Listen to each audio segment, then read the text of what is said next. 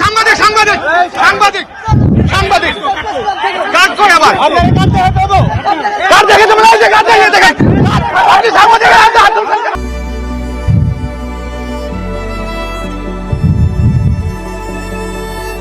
প্রিয় দর্শক, এই যে এইভাবে অগণতান্ত্রিক প্রক্রিয়ায় ছাত্রদেরকে রাস্তা থেকে তুলে নেওয়া হচ্ছে, এটা নিয়ে আপনার মতামত কি? আপনার গুরুত্বপূর্ণ মতামত কমেন্ট বক্সে জানাতে ভুলবেন না।